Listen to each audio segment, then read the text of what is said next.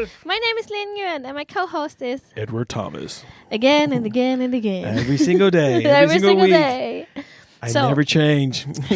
Oh, that's God, though. He's the only. Your shape changes. I'm made in His image. My shape does not change. It was round when I was born, and it was skinny in the middle, and now it's going back to round. Well, so circle of life. I'll always look like a chocolate Buddha. Oh well. So today, Ed. Yes, Lynn. You and me doing this. It's kind of we're colleagues, aren't we? Yes. Well, that's because all of you out there, we really want to thank our 150,000 fans who follow us. And every so often, one of the fans will actually contact us. Not the stuff that we make up when we're eating bad fika, like the fika that's been out for like a month. No. The green stuff. Punschrulle? Dammsuger? No, dammsuger. They're green. It's so hairy. Prinsesstårta? I like my prinsesstårta with a lot of hair. I like it to grow and be fuzzy. With that sour tang to it. It's fine. It has penicillin. Exactly. Maybe. It's the right fungus. Yeah, it would probably be something else. It would probably be something that kills me, Okay, guys. So we thought we want to talk with you guys about colleagues because one of my colleagues is a big fan of this podcast. Shout out to David. It's David. Yeah. David, baby, thank you for loving us. So now we're going to do this just for you, man. Yes. So the thing is, David, he's working in a different work group than I am. But every so often we have intersection because we work. Really? You guys have intersection together? Like on the same project? Like Yeah.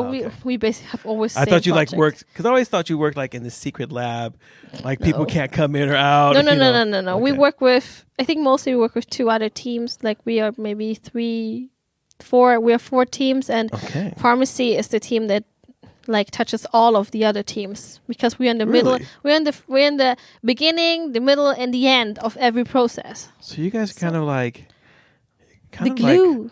Between everyone. Like the god of your place because you're in the beginning, in the middle, and the end. You're everywhere. You touch everything. Oh my gosh. Oh my that's god. true. That's just so spiritually deep here, Oh my gosh. That's or maybe you're just why we a work big control freak. We control it all. We do, medication stuff. So I guess it's good to have someone who has somewhat of an understanding of it. Yeah, see? Sometimes, Anyway, but it's really fun. And David, you are really, really good at your job. And I hope you advance soon and do all the fun things at work. And we talked about, and I think the good thing is to talk about colleagues because here he's a colleague that's in another group. Right. It's not.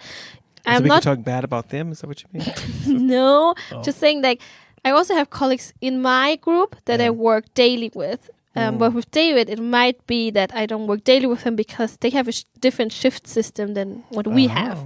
So we would maybe a week meet each other, but then maybe not for a couple of weeks because the shifts are different. Okay.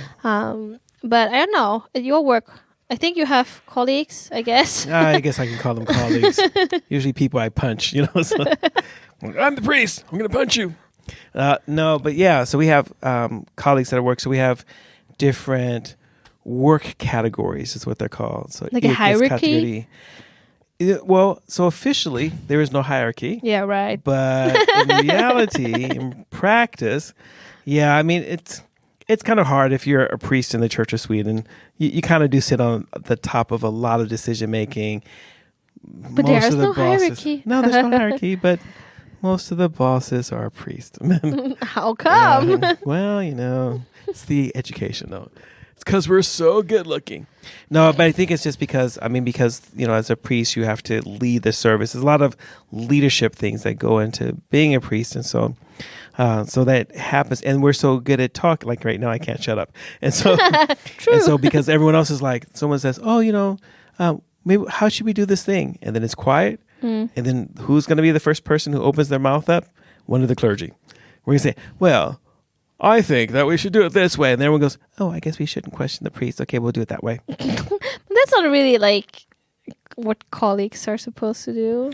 Yeah, and then you have there's one type of colleagues, the colleague that you work with. So all the priests, we form like this priest group that we talk about priest things, not like praying or the Bible or anything juicy. We talk about, how should the brochure be formed for the next service? I didn't really like that it was in color. I think I want to go back to the black and white. And then the priest says, well, I think the color might be more modern. Let's try that. And someone says, no, smoke signals. It was better when it was smoke signals. Wow, you make your colleagues sound really old. Just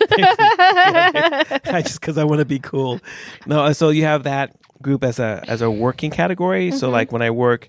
And then you have other kinds of categories. So you have like people working in administration. They always have that too. People work in administration. They don't really understand what we do. And, we talk to them like, hey, you guys want to read the Bible? Like, he said Bible. Run. Like, you work in a church. And they're like, run. It's a Bible. He said Bible. He's going to talk about God. Run. Have you watched the Muppet Show lately? Because that's how you sound. It's because the people I work with are all puppets. No, okay. Wow. And then... would you say that you have good colleagues or not good colleagues? Or that's a complicated one because, right now, when I don't have any colleagues, I talk about everybody. They're really good. Yes. No, and then we have like topic... groups and stuff like that. So we're corporations. So like everyone who's working with confirmation. So you might have people who are called pedagogues, which are like youth workers, deacons, priests, musicians, and they might form a confirmation team. So that's different. That's a different different career categories, but because there's a subject. So we have subject colleagues, and you have colleagues that are based on the actual category that you're working in. So. So that's... so now tell me the juicy part of this. So the juicy part. Well, the funny thing I think that working in the Church of Sweden is that people work in the Church of Sweden who are so non-religious and don't really believe. And I think that's really fascinating to me is like I don't even know how that feels because, I'm a believer. So, but how does that feel like to be an atheist or to just say, I don't really believe in this stuff? But you still choose to work in a church that actually says this is real. But wouldn't that be like equivalent to someone who's not believing in modern science and becoming a doctor, or someone who doesn't believe in medication becoming a pharmacist? It's really strange. I'm like, are there people? Have you met anyone like that? No, but I have met people who are really skeptical towards taking medication themselves. Or even people now who are like, oh, I don't know if I should take the vaccine. I took my first shot, by the way. Did you? Yeah. That's fine. The Antichrist is going to get you now. Yeah, I got a chip. I know. He already owns me. I got my second one. So, yeah, but I mean, I have colleagues who are like that and really skeptical. I feel like, but you're a pharmacist. You of all people should be able to just like look through the material and see and decide for yourself. I mean, I do understand people who are lay people who have no medical background whatsoever. I understand them being like concerned, and then the media all blowing up all these cases and so on. Then I can understand. But you as pharmacist, like you have like in Germany, in Sweden you call it legitimation. What do we say in English? License? You're a licensed pharmacist. Yeah, you're licensed from the government. Say, you're legitimized. Not licensed. Yeah, the opposite of non-licensed. Non-licensed. That the guy says bastard pharmacist. I'm the pharmacist. I make the stuff in my bathtub. It's okay. It's just as good as the stuff you buy over the counter. I'm like, exactly. No. There are no mellanhandler. Exactly. These are all natural things. I grow them in the backyard. I'm like, oh. But that's like this guy we met on the playground. You remember? The outdoor gym. Yeah, anyway, different topic. Yeah. But we are a work group of, I think, 40 to 50 pharmacists. So I have a lot of colleagues just in my own group. Wow. And I think the whole company there must be like 150 people. So I have a lot of colleagues. So not all of them I know, but a lot. I say a lot of people I know, at least from name. And with some of them I have a closer relationship, and with some of them I'm even friends. So the other day we were talking about being different personalities, and also I think we were talking about the work task you're doing, and it depends so much on who you work with, like if it's a fun task or not. Wow. But I think a lot of other people see it more, oh no, it was really like I told also my friends at work, like I felt a bit like strange because there were 2 other girls I work with really well. Like we click a lot, so we talked a lot. And I think for normal people, it's like you guys should just shut up and work. But the thing is, I work better when I talk and I work at the same time. When your mouth is moving, you work better. Yeah, I do. Because before I was just quiet because people were saying, okay, there are a lot of people sick. We really have to focus to get this done. Right. Like no slacking, basically. And I really tried to begin, but I saw myself. I did so much more mistakes. Like, oh, oops, this tab. Like, it's not supposed to go here. Like, where, like I wasn't talking. I was trying to focus, but it just worked really bad. The person with a degree in pharmacy is like, sorry, the pill just went to the wrong place. Yeah, but I mean, I catched the mistakes I'm making, and so. you always get feedback, or you. I think in 99% of the time, you get feedback when you do something wrong. Like it will get back to you eventually, like even when if the it's like dies or something. No, like of course that's Lex Maria. But I mean, even like if you happen to put the tablet into a wrong bag. Oh. And most of the time, nurses would catch that. Oh. Either nurses or the patients themselves are like, hey, something's off, it's weird. Anyway, so I was talking a lot, and one of our bosses were also working at the same position, but he only said like, hey, let's focus because now a couple of us did a mistake, like not scanning the thing before sending out. But it's not a big deal because it will come back. It's just slowing the process. But I didn't take it so personally, like, oh, he's talking to me. I'm just like, yeah, okay, you're right. Let's do this. But either way, we all felt like we were working really hard. Right. It was like not us standing around just talking, but we were actually working. But then at lunchtime, I was like, oh, I mean, it was really fun in there, but I think it felt also a bit weird because we were talking a lot and like more than usual. But because I'm a talker and everyone at this place knows I am the talker. So, but the thing I've never heard you talk before. You're so quiet and shy around me. Yeah, right. Because you talk so much, so I don't get a chance. Oh, wow. Competition. But at lunch, the thing is like, I was like saying, well, I talked a lot and I felt a bit weird. But I really hope that people know that when it bothers them, I expect them to tell me to shut up because sometimes I forget. Yeah. And I'm saying like I don't take it personally when people tell me, hey, could you just like be quiet, or it bothers me a lot talking. Like I can't focus. Like I understand that and I respect that, but I just want people. I told them like I expect people to tell me because sometimes I forget, and then everything was just quiet. And you're like, I felt because everyone's like, who should tell her first? Yeah, no, but I felt like so. I felt like it means that okay, none of you will tell me when you're bothered by it, and I feel just like so backstabbing, or not backstabbing, but like disappointing. Yeah, and I don't really trust them anymore. I'm like, okay, like, so you guys think something about me, but you won't tell me. Yeah. So you probably go behind my back to my boss and tell my boss instead. Yeah, I probably do stuff like that. So I'm like, okay. Just to be a good friend, I figure stab you in the back once or twice, just to make sure our friendship is valid. Oh, so I don't know. I don't like that. And that day actually I met David and a group of other friends like Manal. Shout out to you as well. Shout out Manal. Manal. Oh, she's also from Palestine. Please. Not Minaj. No, like Manal. Menage or whatever her name is. Manal. And she's also a talker, so you can also hear her from far away. Like, wow. There was Manal coming. So they were sitting, and there was another girl also. She was talking about that her boss or someone told her off to just like stop talking during work. Oh, wow. And I think their bosses are much more tougher than our bosses because they are like that group is younger and most of them don't have an education. They maybe come directly from high school. Wow. So they really like their new bosses like bam, bam, bam. Yeah. Trying to get them formed in the right way to do things. It's not trying. She's just doing. she's just forming them. Like, I will form you against your will.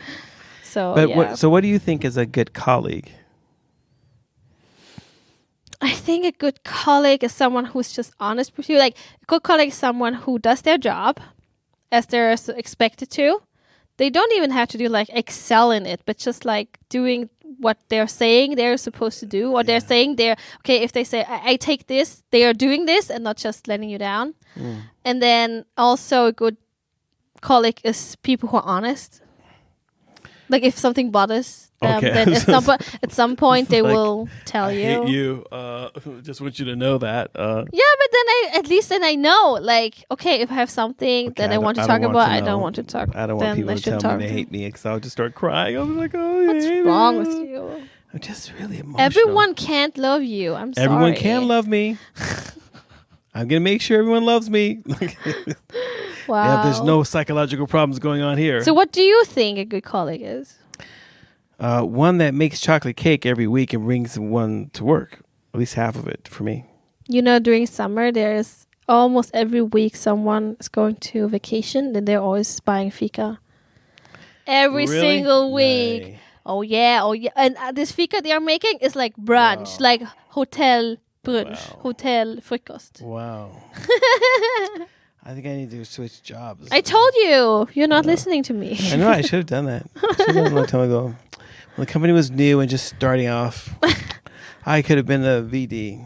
Yeah, right. We know the VD is in Finland because they bought, the Finnish company bought our company. So since then they made a lot of budget cuts for us. No Christmas tree, no Christmas presents, no Christmas bonus, no. What kind of weirdness is that? Oh, well. Yes. No, but I think a good colleague is one that you feel you can depend upon. So if someone says they're going to do something, they get it done. Yeah. If you have to cooperate with someone, they're going to pull their share of the load. I can just sit and let you do all the work, and they get half the credit for nothing, you know. And then I think a good colleague also is someone who hopefully is a good compliment to me, so that they'll want to you. Yeah, well, I mean, if we have to work together, I don't want to work with myself because you don't like yourself. No, but that's just too much Edward. That's just like, oh man. But do you know that we actually talked about this? Like, people have different personalities. You know this 4-color personality thing: red, yellow, blue. All precis. Surrounded by green. Idiots or whatever. No, but I don't know if it's only surrounded by idiots, but I had a TED talk. What colors are you? I am green. You are? Are you sure? How come? Like, what makes you green? Because today you're wearing a blue shirt. Oh, I'm trying to throw you off. Yeah. No, but I think that, let's see, what was it? I think yellow was like super spontaneous, crazy. No, that's happy. Like, I'm so dynamic and creative and good and fun. I'm like, no, did I say green? No, I'm yellow. Yeah, you said green. Okay, no, I'm yellow. You said green. I'm yellow. Green is like Jonas. Okay, no, I'm yellow. I'm yellow. Jonas is like green. I'm like really outgoing and really spontaneous. And if you tell me, hey Ed, we can have fun and get this done, I'll get it done because I like to have fun. Yeah. I like to play with things. You know, red is like the person who is super driven and like, let's get done. Dun, dun, dun, dun. Can't wait for anyone. Dun, dun, dun. Let's do but this. I thought that was really weird because I'm thinking like, do you want to be yellow red? and I'm like really driven and I'm like, But I mean, yellow people, they're also driven, but they're not, they're more cheerful. Like, they're really social. They want to have teamwork. But red people, I think they're more like, let's get it done. Dun, dun, dun. Don't really care about people's opinion or getting hurt in a way. They're just like, whoa. That's weird. Stop talking. Like Jonathan. Jonathan is a red person. He's definitely red. Like at work we also have, I think, some people who are the definition of red. This is red. And then we have me and a couple of others who are yellow, and I think the rest is green and blue. Wow.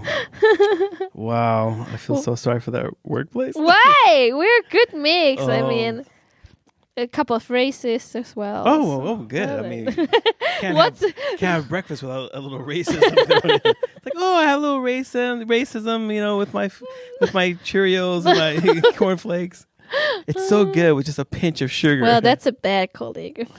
I mean, people told me about this one colleague. She just cracks about a couple of like racist like comments, and I'm like, how's this possible? And then this other lady, like the other boss, like they told one of the bosses, and that she's a younger boss, and she was like, oh, but no, she's a really nice person, and like she's like handledare. like a supervisor for people who want to learn this and this position. Like, she's really nice. Wow. And then this person who was telling it, she's like, you don't understand because you'll never understand because you're Swedish. You know, you can't understand because you're Swedish. Wow. And because this lady was, no, but she's not like that because she's really good at her job. But that was basically her saying, she's good at her job. So that's why, you know. Well, I know, it's like, oh, okay, she's good at her job. What kind of comeback can I make about that? I was like, oh, that would be really insensitive. But you can still be a racist, even if you're good at your job.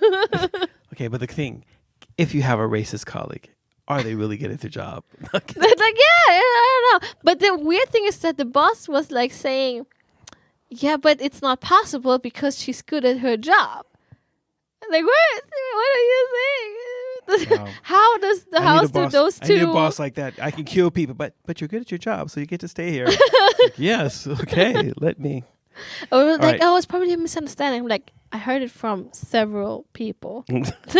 Like, it's not not one situation where several people said different opinions. Like several situations with several people telling me.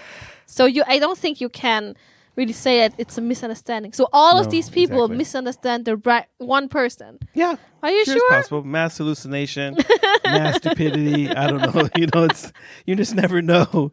Anytime you have more than two people, you're just running into a mass something, you know? Yeah. Wow. No, I think the worst kind of colleague that I've had has been the ones who are passive aggressive. Oh, yeah. It just bothers me. I'm just like, can't you just get angry and just deal with it? No, I gotta make you feel bad for the rest of your life. How are they passive aggressive? What would they do? Oh, that drives you crazy. Yeah. So I have this one colleague who calls me all the time and talks to me about different things. Mm-hmm. And I know that my old boss has used this person to locate me. Really? You know that? Oh, no, I guess I think so. Okay, I'm not sure. But you have I have like this really big suspicion. That because this person calls me, and then they get information on me, and all of a sudden my boss calls me, and I'm like, well, the only place you can get this information is this person. Yeah. So I was like tested it a couple of times by saying outrageous things, and then my boss is like, oh, I heard that. I'm like, aha. Click, click, click, click, click. The money is starting to fall into the bank. But did you tell that boss that, no. I tested this person, so I know where it goes? No, you don't.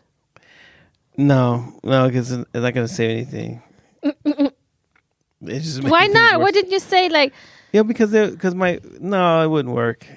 Because I think my boss. So at some places I've worked at, I think the bosses have enjoyed people torturing you. But like people like sharing about the information and problems. Gossip. Okay. Sounds like gossip. I was trying to find a nicer way to say it. And then they gather this information, and like the FBI, they use it against you.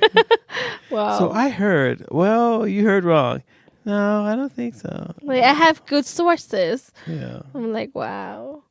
So I think for me, colleagues, they make my day. Like, if I have a bad encounter with a colleague, it's bad. But usually I really enjoy going to work because of my colleagues. Because they're fun. And maybe also because I'm an extrovert. What do you think? Yeah, I think working with, like, if you had to work at the job and there were no other people there, and you were by yourself. No, I'll die. Yeah, I quit. Yeah, no, so I think it's because there's people there. It's not my work. But I also worked at places where they were horrible, like colleagues. And then you just drag yourself to that job and you're looking at the clock continuously because you're like, I just want to go home. Want to get away. I don't want. Yeah. I mean, I've been so I have had colleagues that I didn't care for. Well, you tried to be so nice today. Really didn't work. I mean, it didn't really work well with them, and I think that the hardest part was when. Okay, so if I said passive aggressive, where people, just trying to get you, but they're trying to get you in the way they feel they can understand things. I guess they want to get you without getting damaged. Yeah, without open conflict. No, exactly. Backstabbing one. But I think that that one of the key places for one of the key places for, I forgot what I was going to say. It's so warm in here. I think I need air. Yeah, right. Like, the CO2 is really low. What's your favorite colleague? Me. Because I think I'm so great. I'm a great colleague to everyone. But are you a person who would rather work by yourself? No. I'm like an extreme team player. So you're yellow. Yeah. So I hate, like, I want to work in a team and play and have fun. You're a kid. That's like my favorite way to work. I'm like, yes, we learned something because we had fun and you're all scratched up and. So that's why you work with youth ministry, because. I mean, I work with youth because it keeps me young and I get to run around. Keeps me young. Yeah, the best anti-aging working cream. with young people keeps you young because you're constantly walking around and you keep the car and keep what? I don't know. I forgot what I was mumbling about something. I forgot what I was going to mumble about. Okay, you were right. You said, "Hey, do you think you're going to fall asleep?" And I was like, "I'll never fall asleep. I'm wide awake." And now it's like so warm and stuffy in here. I'm like, okay. It's not even late, man. I know. No, but I think that one of the things about having good colleagues is trying to be a good colleague. You yourself, yeah. Yeah, like I really do. Like, so when I'm at work, I really do try to be like a good colleague. I come in, I try to say hi to everyone. I try to cheer people up if they're not, feeling that great or happy. Oh my gosh, we're such good people. I'm like really easy to work with. And someone comes and says, "Oh, we need help with this." And if I have time, and it's something I can do, then I'll say, "Oh, I can help you with that." Yeah, obviously. And so doesn't that everyone do? No. No. Okay. I live in my magical La La Land, so it's fine. Well, not everyone can go to Magic La La Land. No. So what are your tips for our listeners if you think about, or I don't know. If you want to be a good colleague, be yourself. What if you're a bad person? Okay, use a fake ID. Be not yourself. Be yourself. Be someone else. Be a good person. But I think that that being yourself is like really important because you give people the opportunity to get to know who you are for real. Authentic. And so that would be really good. And then the other thing would be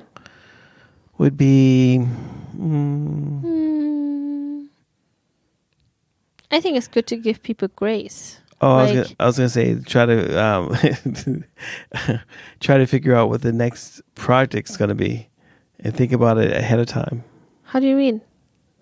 What do you mean? Like, say like the prod. I was trying to think. We have to finish this. Okay, we have to finish this. Okay. It was going to be something really long.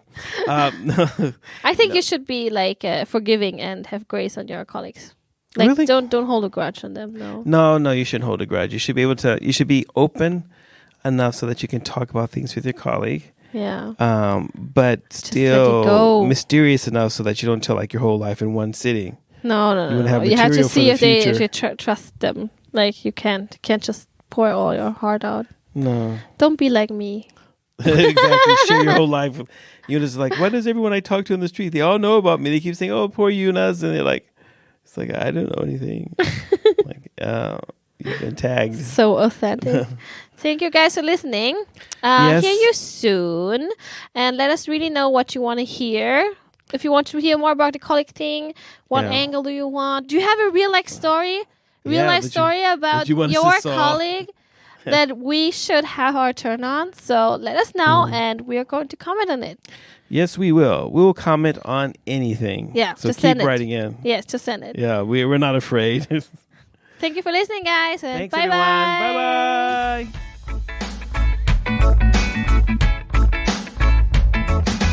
Thank you for listening. If you have any comments or ideas, please send us a message to fikaforlife@mail.com. Fika, F-I-K-A. This was the Fika for Life podcast with Linh Nguyen and Edward Thomas, and we hope to hear you again.